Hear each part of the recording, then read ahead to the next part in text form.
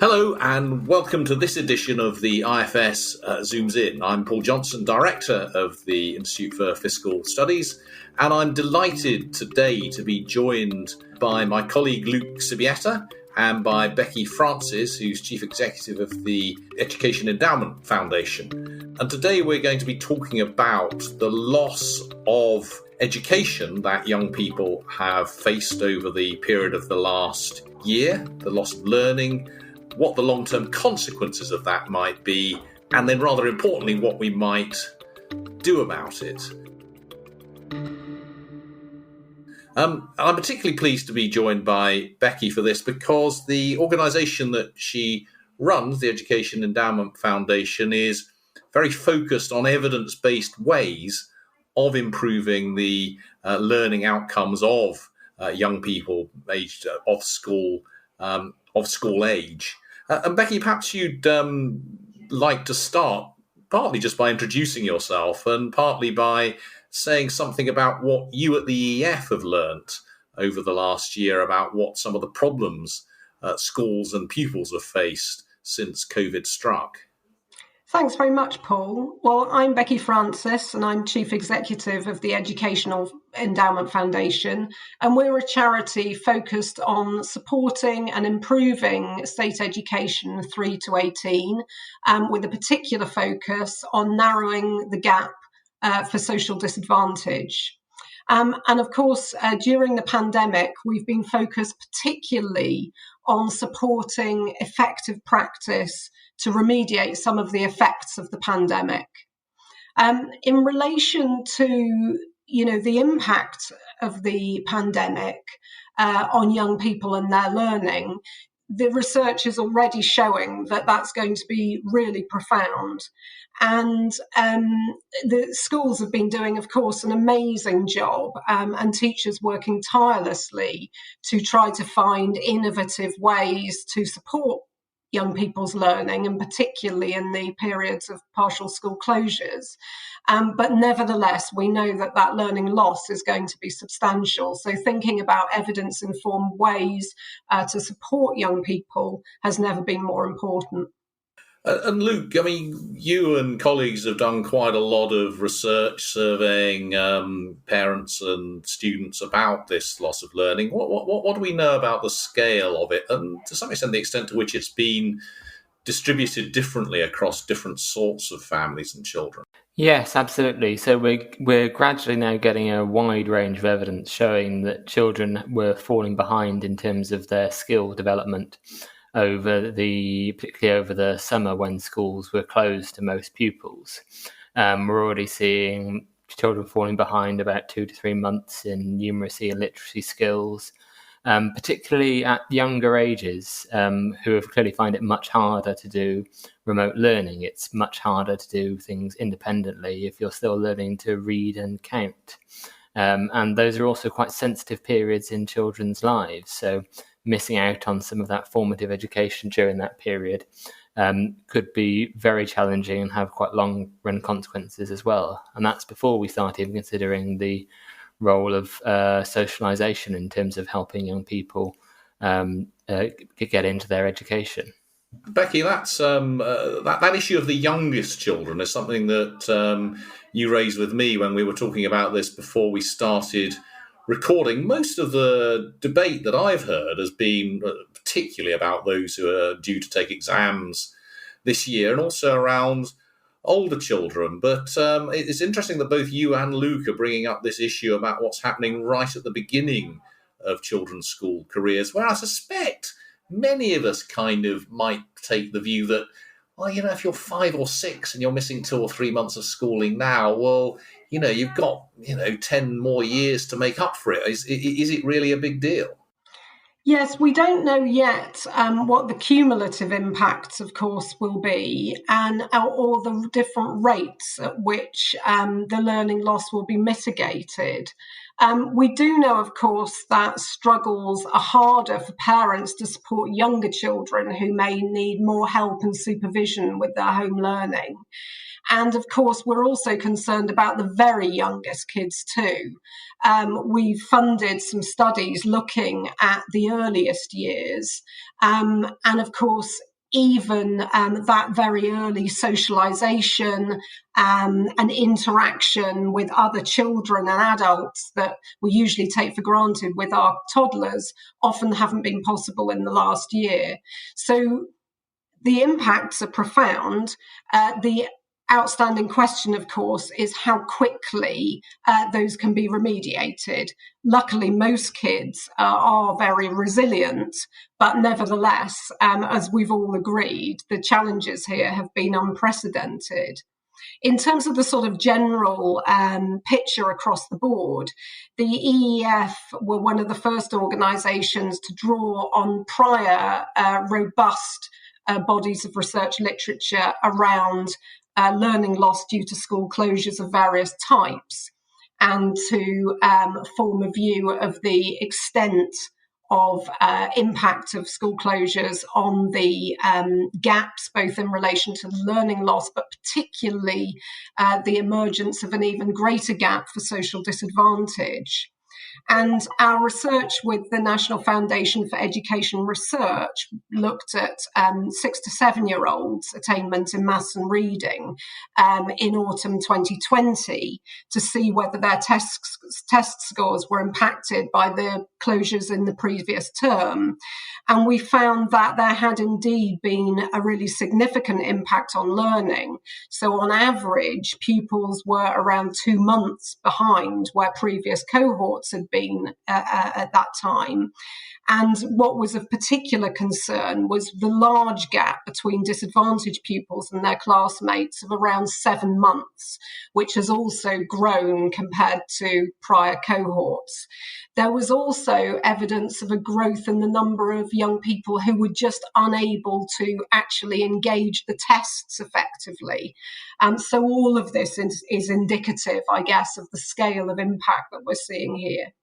Yeah, and that point you make about the growth in the gap between the more and less advantaged pupils is one that I think a lot of the evidence is really bringing out. And Luke, you've with colleagues looked at this in particular, I think, and I think it's fair to say that right across the age spectrum, it's those from poorer backgrounds who perhaps not surprisingly have found it more difficult to access support at home, but also some evidence that schools with less advantaged pupils, certainly in the first lockdown, were less active than schools with more advantaged pupils. Yes, absolutely. So there's now a huge range of surveys showing that pupils from disadvantaged backgrounds and low-income families found remote learning much harder. That's partly because they didn't necessarily always have the right devices or tablets or internet connection that enable them to access resources. But it's also things like being able to find a quiet study space to do your work, which is a much harder thing for policy to try and do something about, because you can't really just suddenly provide a quiet study space in an individual's house.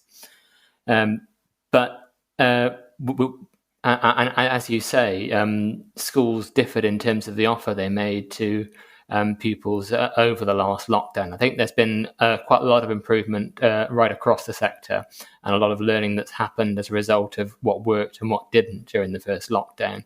So I think I think there's probably a better offer than there is at the moment, but absolutely there's likely to be a large rise in the disadvantage gap. And as Becky said, I think one of the most concerning and potentially most difficult issues to deal with is around motivation and people just turning off from learning.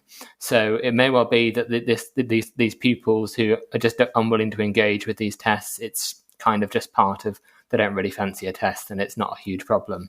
But if it's a wider problem about a lack of engagement with school and a lack of engagement with education more generally, that is much harder to deal with and will have much far-reaching consequences.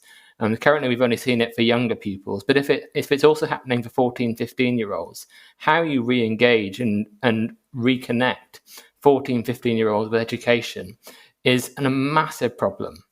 And Becky, I think that speaks to this issue of the potential long-run effects of this loss of education? Because, as I say, you can look at this and say, well, look, this is 3 or 4 months out of 12, 13 years of education. Maybe that's not such a big deal, but there's so much evidence that each year of education builds on what went before, and that once you lose children, it's quite hard to get them back again. And I don't know how much do you think we know about the sort of the trade-off between what you were saying earlier, which is actually most children are pretty resilient on the one hand, and maybe they'll bounce back, and on the other, this concern that, as it were, once you've lost them, you've lost them. I mean, do you have a sense of how that's going to pan out, or is this something at the moment we're really going to have to keep an eye on and respond to when we find out? Yeah, I think the point raised about engagement is a really important one, and we might come back to that. But thinking about sort of outcomes and life chances for the time being, I guess it's really hard to separate out the implications of actually missing learning and its impact on progression and success for future studies and career, for example, and separate that from the signal that's provided by exam credentials. So in relation to that latter signalling, if exam results are pegged to the same as last year, the impact on trajectories might be mitigated. But the impact of a lack of curriculum knowledge and skills could have a longer term impact, of course, and it will be really important that we find creative ways to address that. So I guess, you could speculate about potential lower effects if a diagnosis of learning loss happens very quickly, and we find really effective ways to support young people to remediate that and move forward in that way. And indeed ways to deal with more flexible admissions and so forth to support young people moving through the system. But on the other side of that coin, we might see higher levels of impact. Of course, we don't yet know whether there might be further disruption and lockdown. But also there are kind of school level and wider sector level elements to consider there as well. So if that diagnosis isn't successfully enacted and steps taken quickly to address, that would then have more significant implications. And indeed, if we don't think of those, how to mitigate the wider structural impacts that could impede young people's kind of learning and career journeys. I think just to capture some of the issues that have already been raised, there's actually very little evidence around older pupils. It may be that some pupils in this age group have completely disengaged, particularly if they've got lower prior attainment. And while learning loss has been experienced in younger age groups, we've been able to really evidence this empirically. We don't know how that will multiply over the course of their education. For example, we know that low reading levels make it hard to engage with other subjects. So it's really a lot riding now, I think, on the speed and effectiveness of recovery at different levels.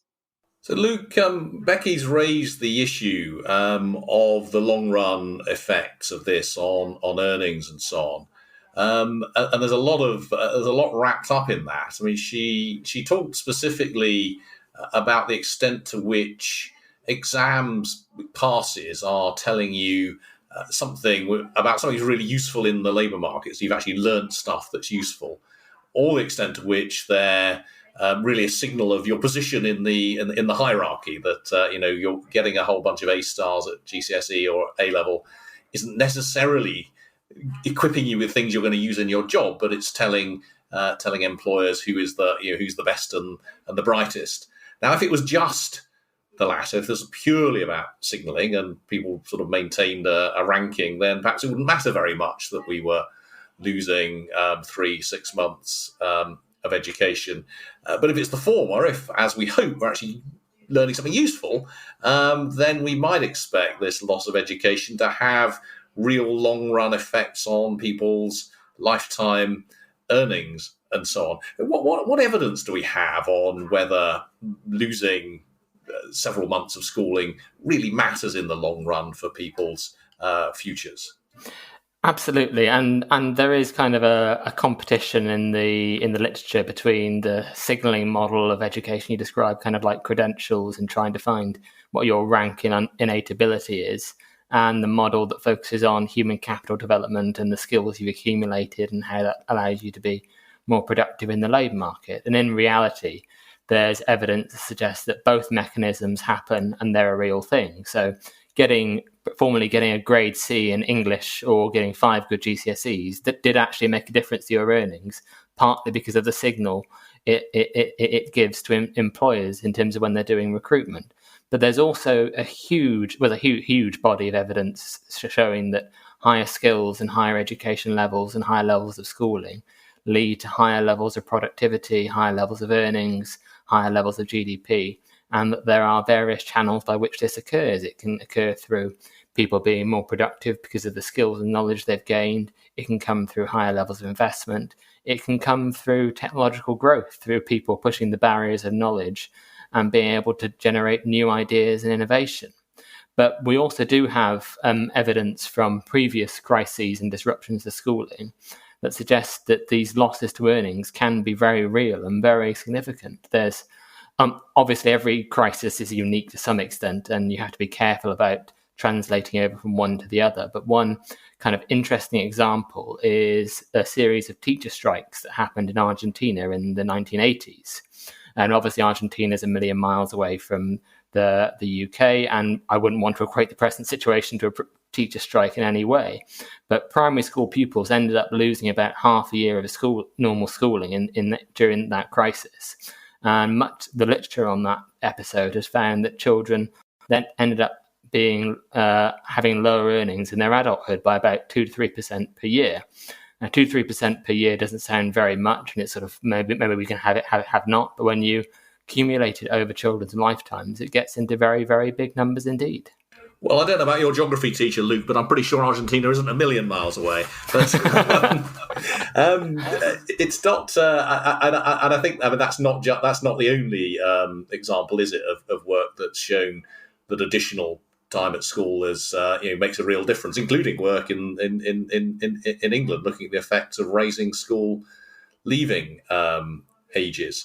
But I guess it's also goes back to the issue we were talking about a minute ago, which is about the unequal effect of this, where the numbers you're quoting are averages. But I guess that one of the things we might be most worried about is if that average is true, it's not going to be true for everybody. There are going to be some people probably not much affected at all, and some people affected quite a lot more than that. And I think we can assume that those affected not much will be the better off children, and those affected rather more, on the whole, will be those who are doing less well in any case.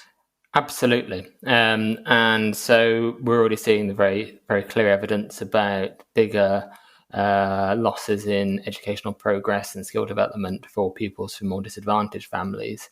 And if that carries on into educational achievement at GCSE, age 18, and to higher levels of education, then that will undoubtedly feed through into higher levels of income inequality and higher levels of earnings inequality and all the social ills that come with higher levels of income inequality that are incredibly hard and expensive to deal with and to some extent take generations to fix. So if we can not predict with certainty, but if there's a very significant risk of a high rise in income inequality and a reduction in average earnings, then it would seem to be prudent to try and find out ways now to try and prevent that from happening, because much of the research associated with inequality suggests that these are things that are very, very hard to close once they've established themselves. Yeah, absolutely. And I think, just to concur with Luke there, it's doubly unfortunate that the pattern of the pandemic has really exacerbated gaps even further. When we look at some of the areas most strongly affected, and we know that social socially disadvantaged and various minority ethnic groups and so forth are more likely to catch COVID because of whether it's their living conditions or working patterns and so forth. And then, of course, compounded further by the fact that within the period of school closures, disadvantaged families, because of issues around wealth, housing, and the way that Luke has already characterised, that learning loss will have affected them more than their more affluent counterparts. We can see the way that the pandemic has a sort of multifaceted, stronger impact on social disadvantage, and why those gaps are growing at the rate that the evidence is showing they are over the period in relation to education. So finding a sustained and holistic policy response is going to be really important. And of course, it will be also important that response is well resourced. Well, let's come on to exactly that then, Becky. What do we do? What do we do now? You, in fact, at the Education Endowment Foundation, are effectively in charge of the national tutor program, which I think is one of the main government responses so far. But perhaps you could just say a little bit about what that is, and then go on to your views about some of the other things that we could do to make up for some of these gaps overall, and in particular, these gaps that have opened up between the more and the less affluent. Yeah, thanks, Paul. And tutoring, I think, does have very strong promise, and I'll come to that. Building on what I said before about a sustained and multifaceted approach, I guess the other key elements would be that this approach needs to be evidence-led, and secondly, that it needs to be done in consultation with the profession. It's really important that this is a holistic and collaborative approach going forward, because we're going to need all the creativity we can get. It'll need to be focused on the short, the medium, and the long term too. And as I've already said, it'll need to be focused on compensation within schools, that learning recovery and so forth, but also importantly on mitigation of impact, particularly on kids as they're either progressing into different stages of their learning or indeed leaving education to go into the workforce. For me, we need to think about a tiering of approaches, and I think this is where we'd be guided by the evidence as well. We know that what makes the biggest impact on progress in learning is actually high quality teaching. And while that might not sound very catchy compared to many of the other ideas circulating in the system at the moment, it is actually the evidence-led approach that's going to make the biggest impact. So actually supporting and resourcing high quality continuing professional development, strategies that help retain teachers by reducing workload and so forth, are all really important elements of any kind of recovery program to address young people's learning loss. Then we have specific programs, evidence-led programs like tuition and so forth. And then we have holistic strategies that enable readiness to learn. And there I'm thinking of approaches such as engagement with parents effectively, social and economic, social and emotional learning support, behaviour policies and so forth, and all of those important points about school readiness, which will be even more important in the present climate. Coming back to the evidence behind particular programmes, it was the collation and curation of the international literature that really guided us towards tuition as a promising approach to support young people in the climate of the pandemic, and particularly being able to provide that bespoke response to individual needs around particular elements of learning loss. So the evidence is very strong that both one-to-one and small group tuition have strong impacts on learning gain. And as I've said, this seemed to be a really effective proposition in the context of the pandemic. So we have supported the NTP, the National Tutoring Programme, to roll out, and we are leading the tuition partners element of that programme, which has commissioned 30 plus high quality providers that have met our quality criteria, then to provide tuition through schools right across England, reaching every national area. And do you know, or how will you know, how effective that is being? So there's an independent evaluation being conducted by the National Foundation for Education Research. They are already beginning to provide their interim findings, and that's great because that's feeding into the practice to ensure the effective programme. But they will be producing their report separately following the end of our delivery element, which finishes in the summer.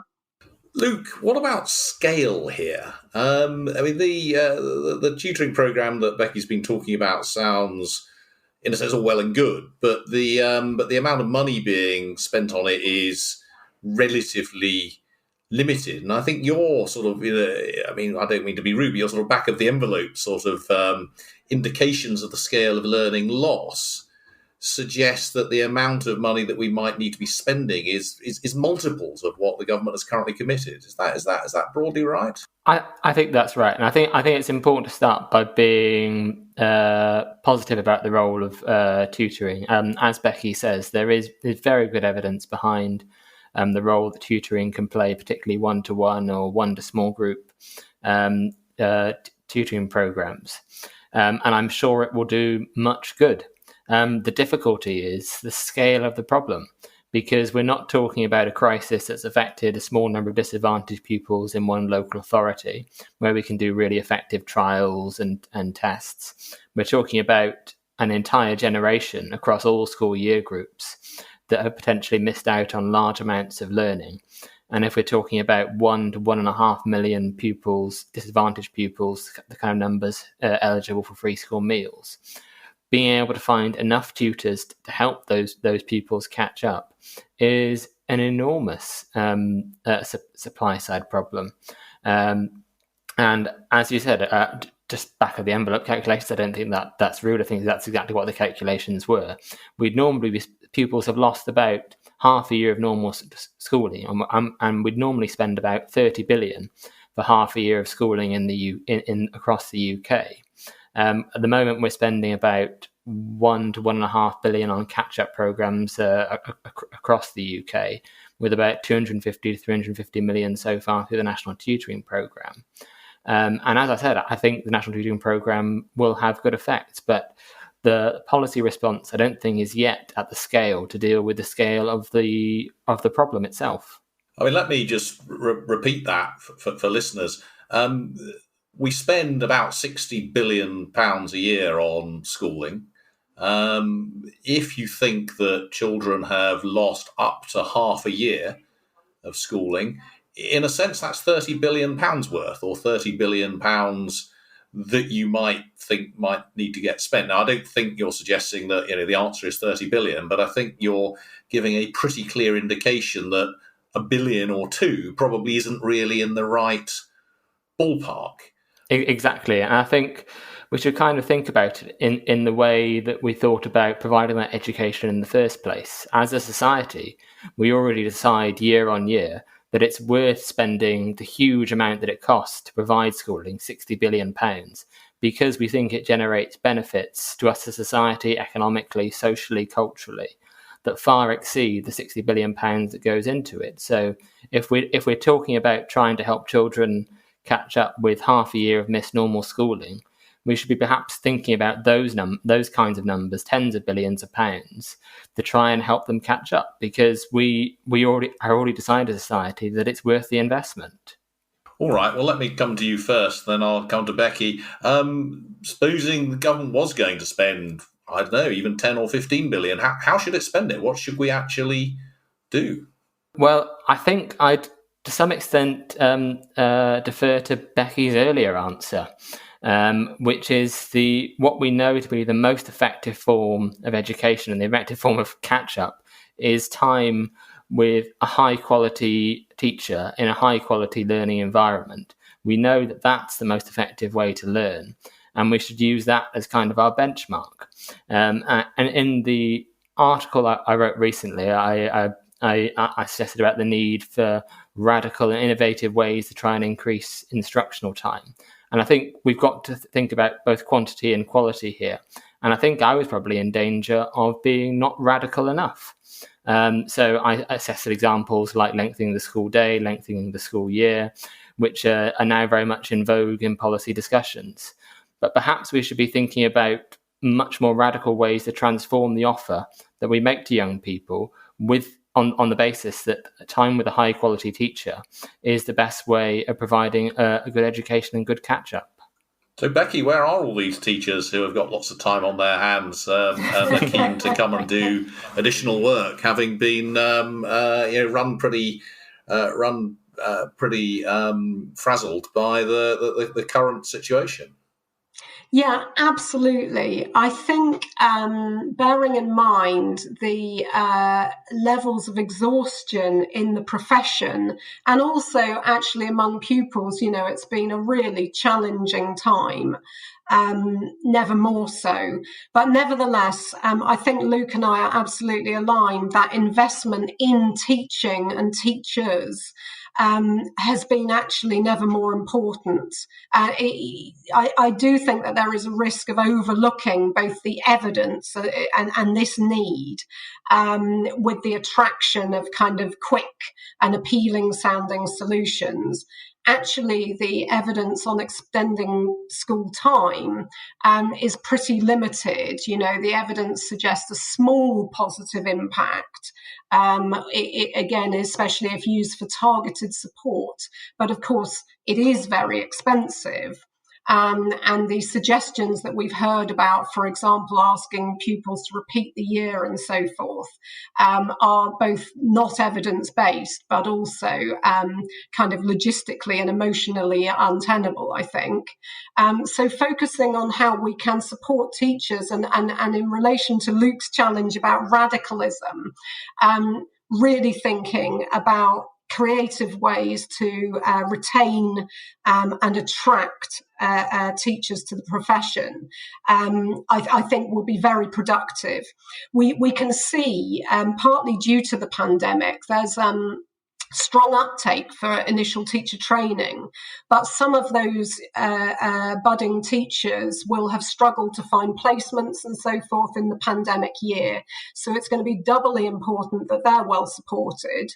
To be fair on the government, through their suite of teacher career-focused programs, the early career framework, the recalibration of their MPQs and so forth, they are attending to supporting professional career paths. But I think that all of that needs to be rocket fueled, and we might even be thinking about, further incentives around teacher pay and so forth, to be really thinking creatively about how we can recognise and develop the profession even further. Really trying to think about opportunities and long-term goods that might come out of the pandemic. Well, it sounds like the answer is teachers. That the only way we're going to respond to this is by having more teachers, supporting the teachers that we have, and giving them the resources that they need. And in a sense, that's not a very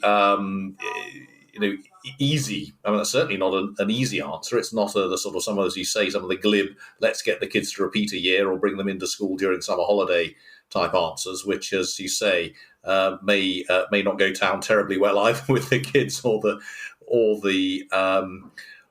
teachers. But that brings us, Luke, I think, to my last question, which is that Becky's talking about, what might turn into quite long-term change, particularly if we change the way that we're thinking about teaching and supporting the teaching workforce. I mean, do you think this is an opportunity in any sense for any kind of more positive and radical change to the way that we deliver schooling in this country?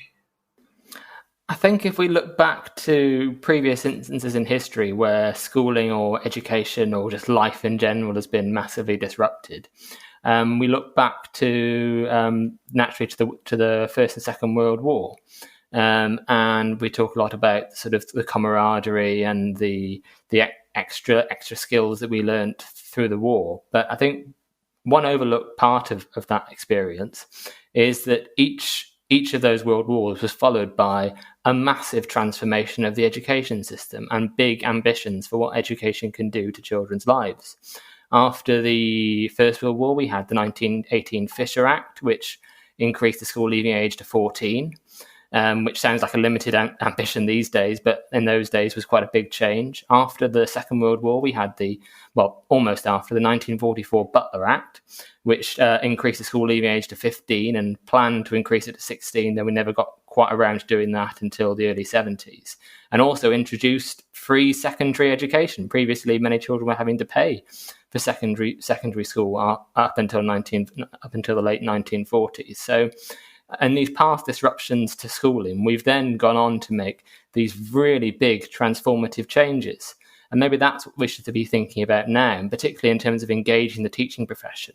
Perhaps we should be thinking about what is the positive vision of education and schooling, or probably education more generally, that we can all kind of rally behind and try and find out how we do it and how we pay for it. And this could be, I don't want to really have an example because I'm sure I'd pick the wrong one, but picking some huge transformation of educational skills and qualifications, working out as a nation how we do it, and then perhaps how we pay for it. Come on, Becky. Luke's dodged the question by not saying exactly what he'd like to do. What would you like to see come out of it? Well, I think I've talked a lot about supporting the teaching profession, and so I'll reiterate that point. I've also talked a little bit about the principles for recovery, both in terms of the sort of focus on what works and what we know to be effective, but also sustained, well-resourced, as Luke says, and collaborative. The last point I'd just like to return to is the point about for young people that left education or went off into higher education in their careers, whether last summer or will be doing so this summer, and how to support them.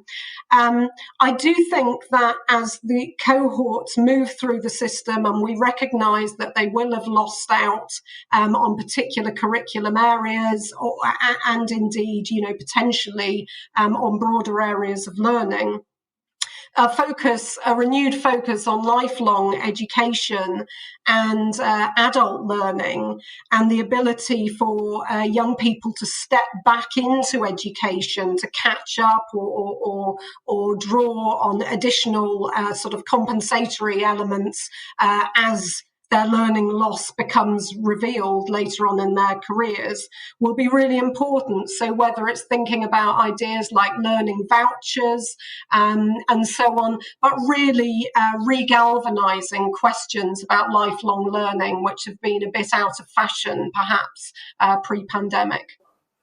Well, thank you. I was going to wrap up there, but let me put my own tenpenneth into that particular issue. I mean, I do think there's a real problem with our current system. We know that if people fall at one hurdle, they find it very difficult to pick themselves up and get over the next hurdle. So just missing out on a grade C or what's now a 4 in maths or English in GCSEs is a real problem in terms of reducing your probability of going on to do A-levels or BTECs or going to higher education. And we just don't have at least consistently the paths across the country to allow people to recover from tripping in at some of these hurdles. And I think you're right, Becky, that you'd think that this, if anything, was an opportunity to allow people to do that, given the huge additional hurdles that have been chucked in front of this generation of young people. But very sadly, we're well into extra time here with this podcast. So I'm going to have to bring it to an end. Thank you so much to Luke Sibieta and Becky Francis, my two guests this week. And you've heard a lot in terms of the problems that have been caused for education through this last year, and about the scale of them, but also about the sorts of things that we need to be thinking about to sort them out. And I think the big message that comes across, or should come across, is that it's big. It's a big set of issues, a big set of problems, and we need to think big if we're really going to do something about that. We need to think big in particular in terms of supporting the teaching workforce. Well, thank you for listening. For all of our latest work at the IFS, please visit www.ifs.org.uk. And to further support our work, please consider becoming a supporter of the IFS for as little as £5 a month. You can find a link with further information in the episode description. Thank you for listening, and stay well.